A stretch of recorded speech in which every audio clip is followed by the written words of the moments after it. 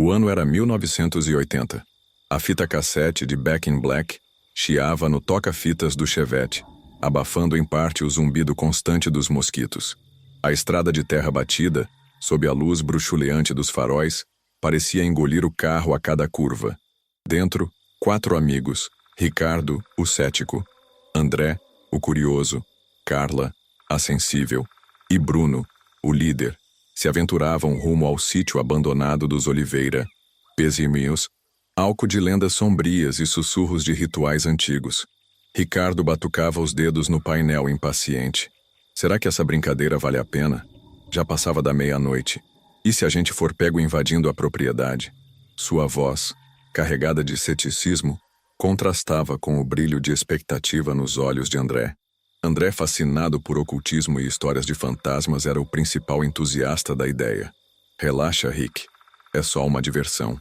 Imagina a história que teremos para contar. E quem sabe, talvez a gente veja alguma coisa, né? Ele sorriu. Um sorriso que misturava excitação e um quê de nervosismo. Carla, sentada no banco de trás, observava a paisagem fantasmagórica com apreensão. Ela sempre fora mais intuitiva, mais conectada ao mundo espiritual. Eu não sei, gente. Tenho um mau pressentimento sobre isso. Sinto uma energia estranha, pesada. Sua voz era um sussurro, quase inaudível sobre o som da música. Bruno, o motorista e o mais pragmático do grupo, tentava manter a calma. Vamos com calma. Se a coisa ficar esquisita, a gente vaza.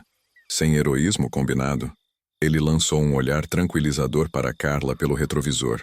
Mas mesmo ele sentia um leve arrepio na espinha. O sítio dos Oliveira era um esqueleto de pedra e madeira, abandonado há décadas, após uma série de eventos trágicos e inexplicáveis. Diziam que a família havia se envolvido com rituais proibidos, buscando poder e conhecimento em entidades das trevas. A casa principal, com suas janelas escuras e telhado ruindo, emanava uma aura de decadência e terror. Ao entrarem na casa, o silêncio era quase palpável, quebrado apenas pelo rangido do assoalho sob seus pés. O ar era denso, carregado de um cheiro rançoso de mofo e poeira. A luz fraca da lanterna revelava cômodos em ruínas, móveis em decomposição e teias de aranha por toda parte. André, com um sorriso nervoso, retirou um livro empoeirado da mochila. Encontrei esse grimório na biblioteca do meu avô. Diz que tem um ritual simples para invocar. Bem, digamos um espírito familiarizado. Ele folheou as páginas amareladas, lendo em voz baixa as instruções. Ricardo revirou os olhos. Lá vamos nós. Espero que esse espírito familiarizado não venha nos cobrar aluguel. Carla apertava os braços, sentindo um calafrio percorrer seu corpo. Eu realmente acho que deveríamos ir embora. Essa brincadeira pode se tornar algo muito perigoso. Bruno, dividido entre a curiosidade e o medo, suspirou. Vamos dar uma chance ao André. Mas se alguma coisa der errado, a gente some daqui em segundos. E assim, sob a luz bruxuleante da lanterna e o olhar apreensivo de Carla, o ritual começou. Palavras antigas, pronunciadas em latim macarrônico por André, ecoavam pelas paredes da casa. A abandonada. O silêncio, antes opressivo, agora parecia vibrar com uma energia invisível. O ar se tornava mais denso, mais pesado, e lentamente a brincadeira se transformava em um pesadelo. Eles estavam prestes a descobrir que certas portas, uma vez abertas, jamais podem ser fechadas. O que eles não sabiam era a profundidade do abismo que estavam prestes a encarar. Um abismo que os daria para sempre, se é que sobreviveriam para contar a história. À medida que as palavras do ritual ecoavam, uma mudança sutil se manifestava no ambiente. A temperatura despencou, e a respiração dos amigos se condensava em pequenas nuvens brancas. A chama da lanterna tremeluzia erraticamente, projetando sombras dançantes nas paredes, que pareciam se aproximar e se afastar, como se estivessem vivas. Contudo, o que realmente perturbava Carla era algo mais profundo, uma sensação visceral de que algo estava respondendo. Não um espírito familiarizado como André ingenuamente esperava, mas algo muito mais antigo e faminto. Uma entidade que se alimentava de medo e desespero, e que agora se sentia atraída pela abertura imprudente que eles haviam criado. André, alheio ao perigo iminente, Continuava a recitar as palavras do Grimório com fervor crescente. Ele acreditava estar no controle, guiando a experiência com sua suposta sabedoria oculta. Entretanto, a verdade era que ele era apenas um peão em um jogo cósmico muito maior. Um jogo cujas regras ele desconhecia completamente. Ricardo, apesar de seu ceticismo, não conseguia ignorar a crescente sensação de pavor que o invadia. Ele observava as reações de Carla, seu rosto pálido e seus olhos arregalados, e percebia que algo estava terrivelmente errado. Ele queria interromper o ritual, mas sentia-se paralisado, como se estivesse preso em um pesadelo do qual não conseguia acordar. Bruno, por sua vez, tentava manter a postura de líder, mas sua voz tremia levemente ao perguntar a André se estava tudo bem. André, absorto em sua recitação, apenas acenou com a cabeça, sem perceber o crescente terror em seus olhos. De repente, um vento frio e cortante invadiu a casa, apagando a chama da lanterna e mergulhando-os na escuridão total.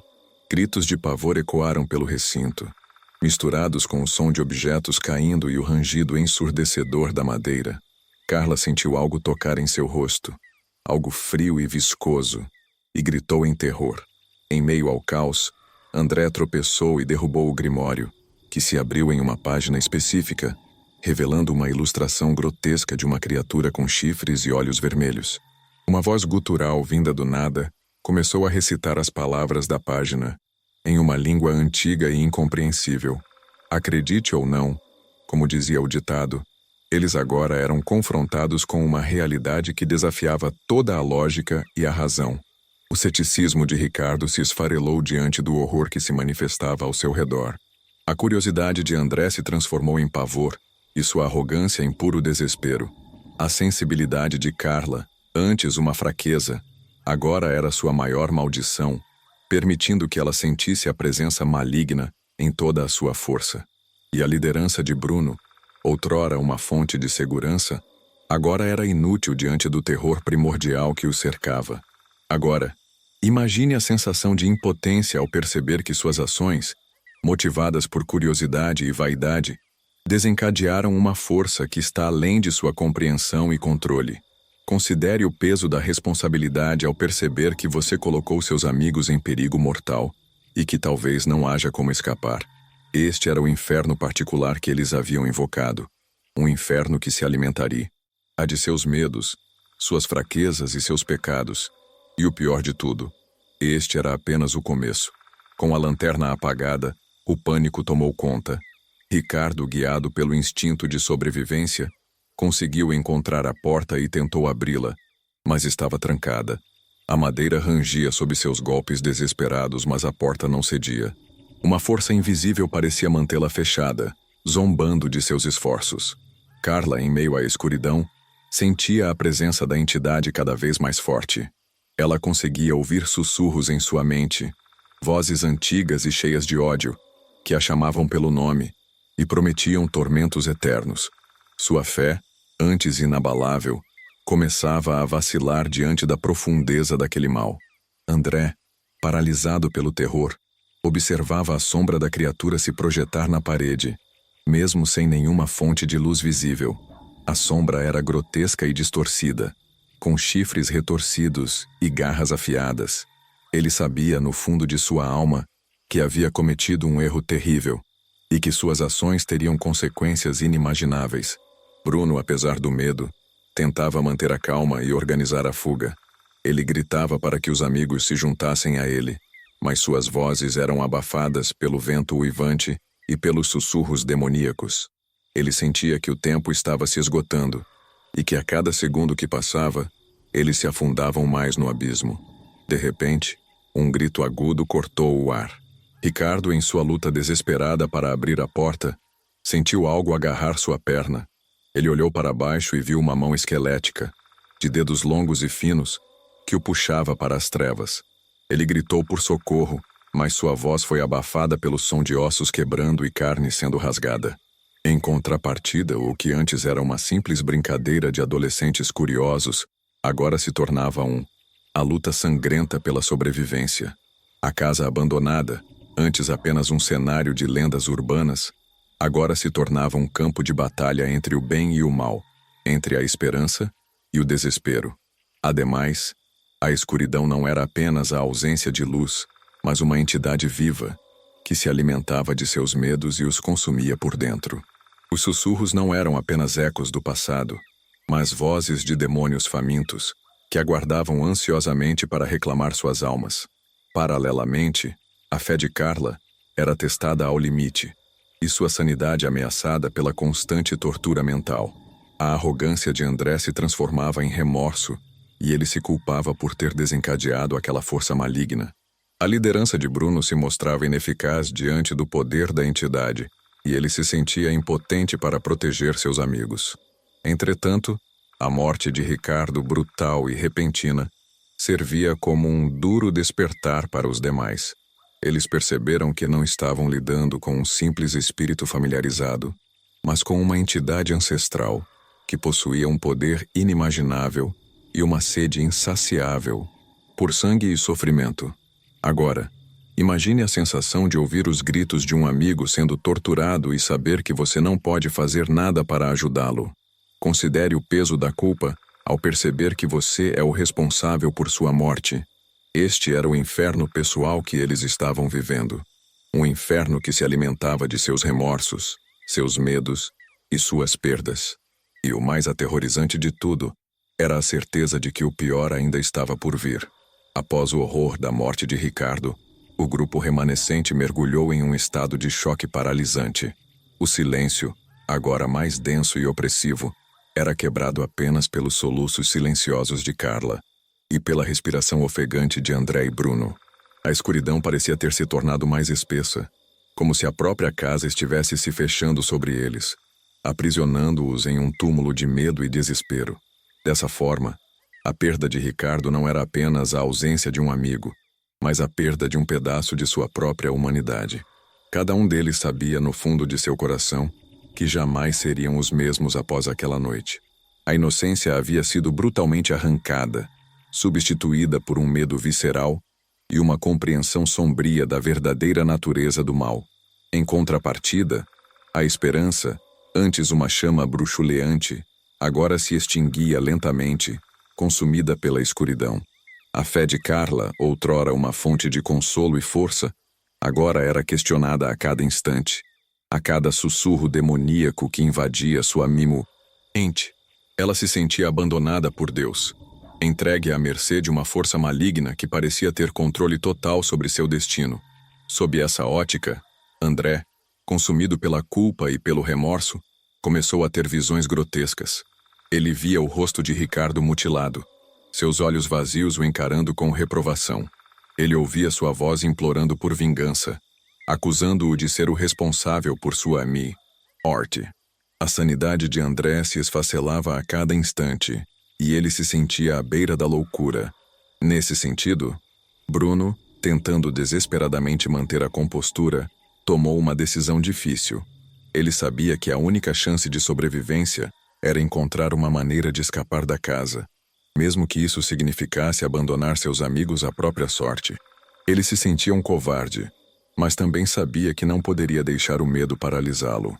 Ele precisava agir, mesmo que suas ações fossem moralmente questionáveis. Ademais, a entidade, sentindo a fragilidade do grupo, intensificou seus ataques.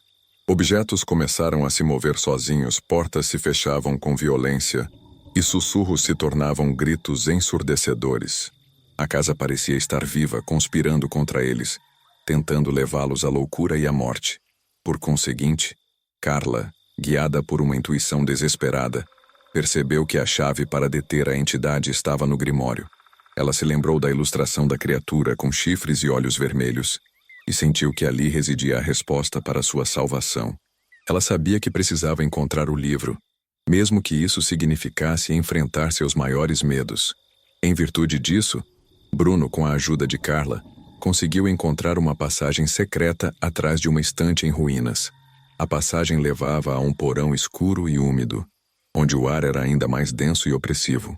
Eles sabiam que a entidade estava esperando por eles lá embaixo, mas também sabiam que não tinham outra escolha. Agora, imagine a sensação de entrar em um lugar onde o mal reside em sua forma mais pura e concentrada. Considere o peso da responsabilidade ao saber que você é a única esperança de seus amigos. Este era o momento da verdade, o momento em que eles precisariam enfrentar seus demônios interiores e lutar por suas vidas. E, acima de tudo, o momento em que descobririam a verdadeira extensão do horror que haviam desencadeado. No porão, a escuridão era quase palpável, tão densa que parecia engolir a luz da lanterna, transformando-a em um mero ponto fraco em um oceano de trevas. O ar fedia a mofo, sangue seco e algo ainda mais pútrido e indescritível, algo que remetia à própria essência da morte e da decomposição. Em consonância com isso, o porão não era apenas um cômodo escuro e abandonado, mas um receptáculo da maldade, um lugar onde a entidade havia se enraizado e fortalecido ao longo dos anos. As paredes pareciam pulsar com uma energia sinistra, e o chão tremia sob seus pés, como se a própria terra estivesse revoltada com a presença deles. De outra perspectiva, André, completamente dominado pela loucura, começou a rir histericamente. Ele balbuciava palavras sem sentido, citando trechos do Grimório e gesticulando freneticamente para o vazio. Ele se tornou um fantoche nas mãos da entidade, um instrumento de sua maldade. Em contrapartida, Carla, apesar do medo, sentia uma estranha calma invadindo seu corpo. Ela percebeu que a entidade se alimentava de seu medo, e que a única maneira de combatê-la era enfrentá-la com coragem e determinação. Ela respirou fundo, fechou os olhos e se concentrou em sua fé, buscando forças para lutar. Sob essa premissa, Bruno, armado com um pedaço de madeira afiada, liderava o caminho pelo porão, cauteloso e atento a qualquer sinal de perigo. Ele sabia que a entidade poderia estar em qualquer lugar, escondida nas sombras, esperando o momento certo para atacar. Ele se sentia como um cordeiro sendo conduzido ao matadouro, mas sabia que não podia desistir. Por outro lado, a entidade, sentindo a determinação de Carla, intensificou seus ataques psicológicos. Ela começou a projetar imagens em sua mente, mostrando-lhe seus maiores medos e traumas. Ela viu seus pais mortos, seus amigos sendo torturados e o mundo inteiro mergulhado em um caos apocalíptico. A entidade tentava quebrar sua vontade, fazê-la desistir da luta. Nesse panorama, Carla, resistindo às visões grotescas, começou a recitar orações em voz alta. Sua voz, a princípio trêmula, se tornou mais forte e confiante a cada palavra. Ela sentia que a entidade estava perdendo o controle e que sua fé era a arma mais poderosa que possuía. Dessa maneira, Bruno, guiado pela voz de Carla, encontrou o Grimório caído em um canto do porão. Ele pegou o livro com cuidado e o entregou a ela, sabendo que ali estava a chave para a salvação. Ele sentia que o destino do grupo estava em suas mãos. Agora, imagine a sensação de estar no limiar entre a vida e a morte, entre a sanidade e a loucura, entre a fé e o desespero. Considere o poder da crença ao enfrentar uma força maligna que se alimenta de seus medos. Este era o momento crucial, o momento em que eles precisariam escolher entre sucumbir ao horror ou lutar por sua sobrevivência. E, acima de tudo, o momento em que descobririam a verdadeira força que reside dentro de cada um deles. O confronto final estava prestes a começar. Com o Grimório em mãos, Carla abriu o livro na página da criatura. A imagem parecia pulsar, os olhos vermelhos fixos nela, como se a entidade estivesse tentando escapar do papel. Ela sentiu um calafrio percorrer seu corpo, mas se manteve firme, determinada a encontrar uma maneira de banir a entidade de volta para as trevas de onde veio. Por conseguinte, Carla começou a ler as palavras inscritas abaixo da imagem. As palavras eram em latim arcaico, uma língua morta que ela mal compreendia, mas sentia que a pronúncia correta era crucial. A cada palavra, o ar se tornava mais denso, e a temperatura caía drasticamente. Em contrapartida, André, ainda sob o controle da entidade, começou a se contorcer e gritar. Sua voz se tornou gutural e animalesca, e seus olhos brilhavam com uma luz vermelha infernal. Ele tentava impedir Carla de continuar a leitura, mas estava preso por uma força invisível. Nesse ínterim, Bruno, com o pedaço de madeira afiada, Se posicionou entre Carla e André, pronto para defender sua amiga a qualquer custo. Ele sabia que a entidade estava usando André como um fantoche, e que a única maneira de salvá-lo era banir a entidade de volta para o inferno. Sob essa lógica, à medida que Carla continuava a ler, a entidade se manifestava fisicamente. Uma sombra disforme começou a se formar no centro do porão, crescendo e se expandindo até preencher todo o espaço. A sombra tinha a forma de uma criatura grotesca, com chifres retorcidos, garras afiadas e olhos vermelhos flamejantes. Dessa forma, a entidade tentava intimidar Carla, mostrando-lhe visões de seu futuro sombrio e desesperador. Ela viu sua própria morte, seus amigos sendo torturados eternamente e o mundo inteiro sendo consumido pelas trevas. Mas Carla se recusou a ceder ao medo. Em contrapartida, Carla se concentrou nas palavras do Grimório, recitando-as com cada vez mais fervor e convicção. Ela sentia que a cada palavra, a entidade se tornava mais fraca e vulnerável. Ela sabia que estava perto de alcançar seu objetivo. Por outro lado, Bruno, com a coragem que lhe restava, atacou a entidade com o pedaço de madeira afiada. Ele sabia que sua arma era inútil contra uma força tão poderosa, mas precisava ganhar tempo para Carla terminar o ritual. Ele gritava palavras de ordem, desafiando a entidade a enfrentá-lo. Em virtude disso, Carla, ao terminar a leitura do encantamento, sentiu uma onda de energia percorrer seu corpo. Ela ergueu o grimório para o alto e gritou com toda a sua força: "Vá de retro, Satana!" Naquele instante, uma luz intensa emanou do grimório, consumindo a entidade em chamas. A criatura gritou em agonia, sua forma grotesca se desfazendo em cinzas. A sombra se dissipou, e o porão foi preenchido com uma paz repentina e inexplicável. Agora, imagine a sensação de testemunhar a derrota de uma força maligna que ameaçava consumir tudo o que você ama. Considere o poder da fé e da determinação ao enfrentar seus maiores medos. Este era o momento da vitória, o momento em que eles haviam provado que o bem sempre prevalece sobre o mal. Mas a batalha havia cobrado um preço alto, e as cicatrizes daquela noite os assombrariam para sempre. Com a entidade banida, o silêncio no porão era quase ensurdecedor. A escuridão, embora ainda presente, não parecia mais ameaçadora, mas sim um véu sobre um trauma profundo. Carla, exausta e trêmula, deixou o grimório cair no chão. Seus olhos, antes cheios de medo, agora refletiam uma mistura de alívio e horror. Nesse sentido, o corpo de André jazia inerte no chão, seus olhos fechados e sua respiração fraca. A entidade havia deixado seu corpo, mas o estrago psicológico era evidente. Ele havia sido usado como um receptáculo, sua mente invadida e corrompida por uma força maligna.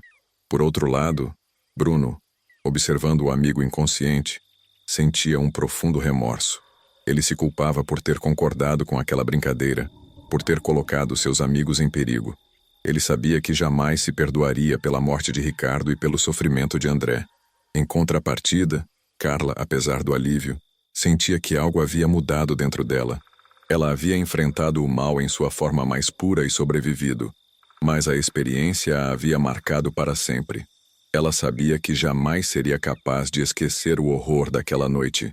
Sob essa perspectiva, o grimório, agora inofensivo, jazia no chão como um lembrete constante da imprudência e da curiosidade mórbida que os haviam levado àquele lugar. Ele representava o perigo do conhecimento proibido, a tentação de desvendar os mistérios do oculto sem compreender as consequências. Dessa forma, Bruno, com a ajuda de Carla, carregou André para fora do porão. Eles precisavam sair daquela casa maldita o mais rápido possível, antes que algo mais acontecesse. Eles sentiam que a presença da entidade ainda pairava no ar, espreitando nas sombras, esperando uma oportunidade para retornar. Em virtude disso, ao saírem da casa, o sol começava a nascer no horizonte, tingindo o céu com cores vibrantes. A luz do sol parecia purificar o ar, afastando as trevas e o medo. Mas mesmo com a chegada do dia, a sombra daquela noite permanecia em seus corações. Nesse contexto, Carla e Bruno levaram André para o hospital mais próximo, onde ele recebeu tratamento médico e psicológico. Ele sobreviveu, mas jamais se recuperou completamente do trauma. Ele passou o resto de sua vida atormentado por pesadelos e visões grotescas, um lembrete constante do horror que havia testemunhado. Agora imagine a sensação de escapar por pouco da morte, apenas para ser assombrado pelo trauma para sempre. Considere o peso da culpa e do remorso ao saber que suas ações tiveram consequências devastadoras. Este era o legado daquela noite, um legado de dor, perda e horror que os acompanharia pelo resto de suas vidas. E, acima de tudo, um lembrete constante de que certas portas devem permanecer fechadas, certos mistérios devem permanecer sem solução. Anos se passaram desde aquela fatídica noite no sítio dos Oliveira. Bruno e Carla seguiram caminhos separados, cada um lidando com o trauma à sua maneira. André, embora vivo, nunca mais foi o mesmo, confinado a uma existência sombria e atormentada. A memória de Ricardo pairava sobre eles como uma sombra constante, um lembrete do preço pago pela curiosidade imprudente. Em retrospecto, a experiência no sítio dos Oliveira os havia transformado, moldando suas vidas de maneiras que jamais poderiam ter imaginado. O ceticismo de Bruno foi substituído por uma crença sombria na existência do mal, e sua liderança se tornou uma busca constante por redenção. A fé de Carla, embora abalada, se fortaleceu, tornando-a uma defensora fervorosa contra as forças das trevas. Apesar disso, a paz que encontraram após banir a entidade era ilusória. Pequenos eventos estranhos continuaram a acontecer em suas vidas. Sussurros no escuro, sombras nos cantos dos olhos, sonhos inquietantes que os transportavam de volta ao porão da casa dos Oliveira. A entidade, embora banida, não havia sido completamente destruída. Nesse sentido, Bruno começou a pesquisar sobre a história do sítio dos Oliveira, descobrindo segredos sombrios e rituais macabros que haviam sido praticados ali por gerações. Ele descobriu que a família Oliveira havia invocado a entidade há séculos, buscando poder e riqueza, mas acabaram sendo consumidos por lá. Por outro lado, Carla, sentindo a presença da entidade se aproximando novamente, começou a ter visões cada vez mais nítidas e perturbadoras. Ela via o futuro, um futuro sombrio e desesperador em que a entidade retornava para assolar o mundo. Ela sabia que precisava fazer algo para impedir que isso acontecesse. Dessa maneira, Bruno e Carla se reencontraram, unidos por um senso de urgência e um medo crescente. Eles sabiam que a entidade estava se fortalecendo novamente e que precisavam encontrar uma maneira de destruí-la de uma vez por todas. Em virtude disso, eles decidiram retornar ao sítio dos Oliveira para enfrentar seus demônios de uma vez por todas. Eles sabiam que era uma decisão perigosa, que poderia custar-lhes a vida, mas sentiam que era seu dever impedir que o mal se espalhasse. Sob essa ótica, ao chegarem ao sítio, a casa parecia ainda mais dilapidada e assustadora do que se lembravam. A atmosfera era carregada de uma energia sinistra, e o ar fedia a morte e decomposição. Eles sabiam que a entidade estava esperando por eles. Em contrapartida, a entidade, sentindo a presença deles, começou a se manifestar novamente. Sussurros ecoavam pelas paredes, sombras dançavam nos cantos dos olhos, e o chão tremia sob seus pés. A casa parecia estar viva, ansiosa para consumi-los novamente. Agora imagine a sensação de retornar a um lugar que te assombrou por anos, sabendo que você está prestes a enfrentar seus maiores medos. Considere o peso da responsabilidade, ao saber que o destino do mundo pode depender de suas ações. Este era o momento final, o momento em que eles precisariam lutar com todas as suas forças para destruir o mal de uma vez por todas. E, acima de tudo, o momento em que descobririam se eram capazes de superar o horror que os havia marcado para sempre. O ciclo de terror estava prestes a se completar, mas o resultado era incerto. Ao entrarem na casa, Bruno e Carla sentiram um frio cortante que lhes penetrava os ossos, uma brisa gélida que sussurrava promessas de tormento eterno. A escuridão parecia mais densa, mais faminta, envolvendo-os como um manto de trevas. O cheiro de mofo e sangue seco impregnava o ar, nauseando-os e despertando memórias dolorosas. Em consonância com isso, a casa parecia ter se tornado um reflexo de suas próprias almas, um lugar corrompido pelo pecado e pelo sofrimento. Cada cômodo, cada corredor, Ecoava com os gritos de Ricardo, com a loucura de André, com seus próprios medos e remorsos. De outra perspectiva, a entidade aguardava-os no porão, o local onde havia sido banida anos atrás. Mas agora, ela estava mais forte, mais poderosa, alimentada pelo ódio e pelo desespero que haviam consumido Bruno e Carla ao longo dos anos. Em contrapartida, Bruno e Carla entraram no porão, determinados a enfrentar a entidade de uma vez por todas. Eles carregavam consigo o Grimório, que haviam estudado incansavelmente nos últimos anos, buscando uma maneira de destruir a entidade para sempre. Sob essa premissa, ao chegarem ao centro do porão, a entidade se manifestou em toda a sua glória. Uma criatura grotesca, com chifres retorcidos, garras afiadas e olhos vermelhos flamejantes, pairava no ar, emanando uma aura de puro terror. Por outro lado, a entidade começou a torturá-los psicologicamente, mostrando-lhes visões de seus maiores medos e traumas. Bruno viu Ricardo sendo mutilado novamente, André definhando em um asilo e Carla sendo consumida pelas trevas. Carla viu Bruno morrendo em seus braços, sua fé sendo destruída e o mundo inteiro mergulhado em um caos apocalíptico. Nesse panorama, Bruno e Carla resistiram às visões grotescas, concentrando-se em sua missão.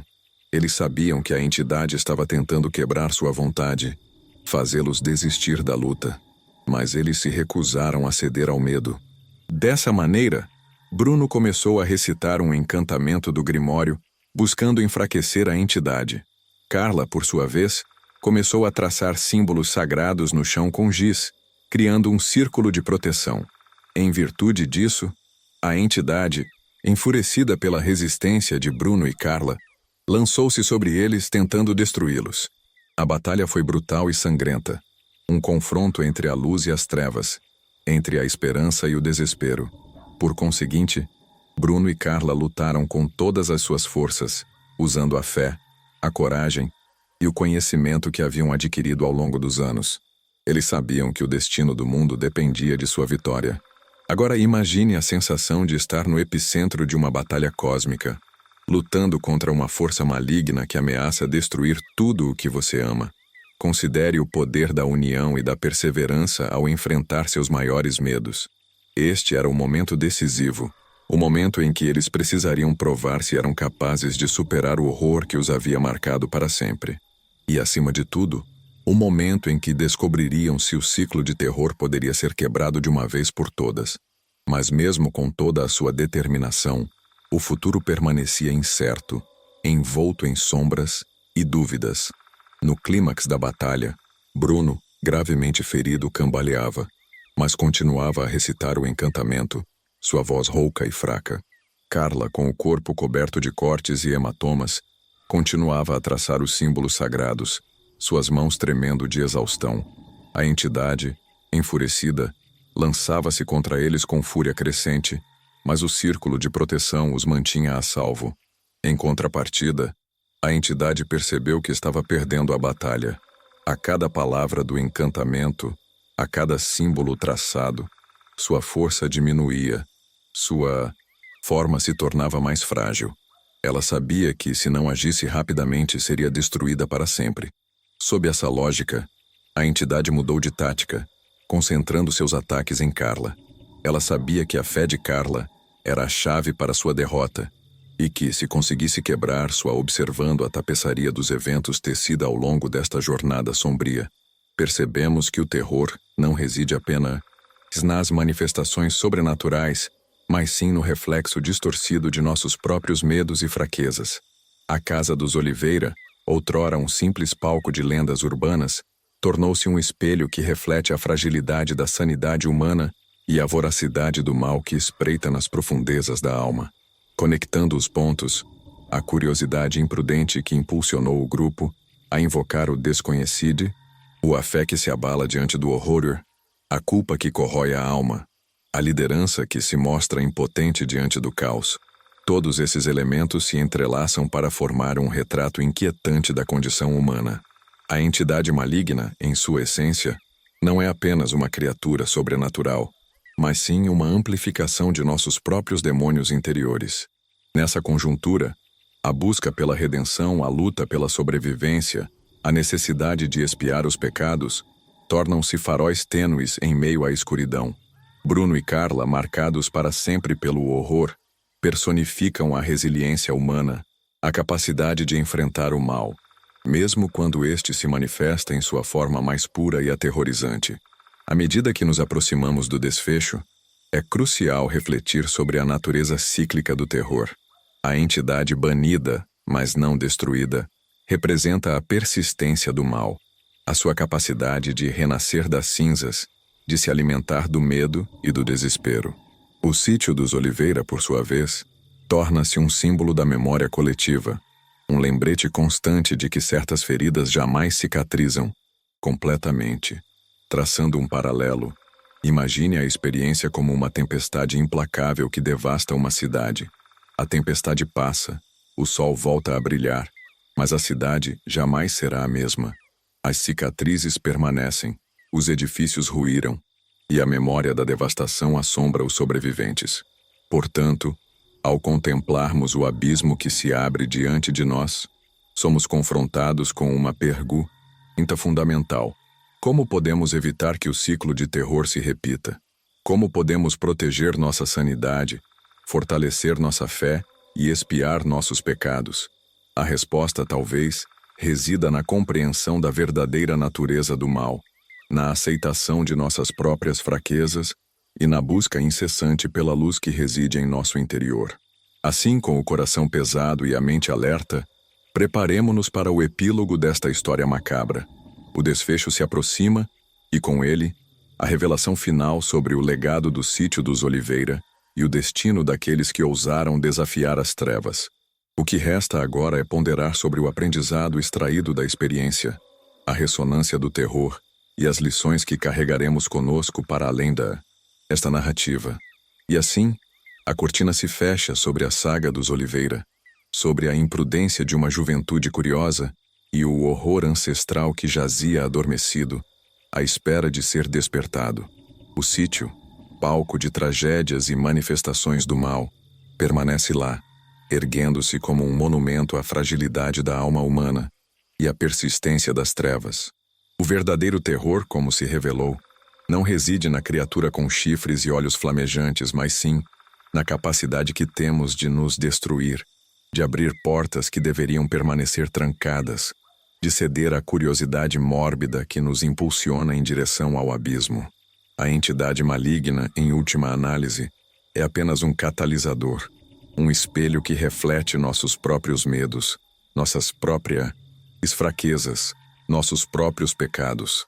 A jornada de Bruno e Carla, marcada pela perda, pelo sofrimento e pelo horror, culmina em um reconhecimento sombrio. A batalha contra o mal é uma luta constante, uma batalha que se trava não apenas no mundo exterior, mas também dentro de nós mesmos.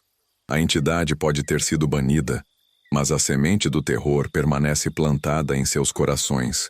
Um lembra-te constante da fragilidade da sanidade e da voracidade das trevas. O legado dos Oliveira, portanto, não é apenas uma história de horror sobrenatural, mas sim um conto sobre a condição humana, sobre a nossa capacidade de amar e odiar, de criar e destruir, de buscar a luz e sucumbir às trevas.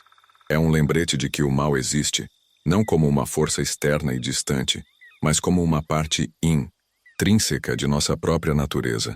A casa dos Oliveira, abandonada e esquecida, permanece lá, um farol sombrio que adverte sobre os perigos da imprudência e da curiosidade mórbida. E talvez essa seja a sua verdadeira função: servir como um lembrete constante de que certas portas devem permanecer trancadas, certos mistérios devem permanecer sem solução. Agora, cabe a nós, os leitores desta história macabra, refletir sobre as lições aprendidas e aplicá-las em nossas próprias vidas. Que a saga dos Oliveira sirva como um aviso, um lembrete de que o verdadeiro terror reside dentro de nós, e que a única maneira de combatê-lo é fortalecer nossa fé, cultivar nossa coragem e buscar a luz que reside em nosso interior. A verdadeira prática começa agora, que possamos aprender com os erros do passado e construir um futuro onde o horror seja apenas uma lembrança distante, um conto sombrio contado ao redor de uma fogueira, Um aviso para aqueles que ousam desafiar as trevas. Que a luz sempre prevaleça.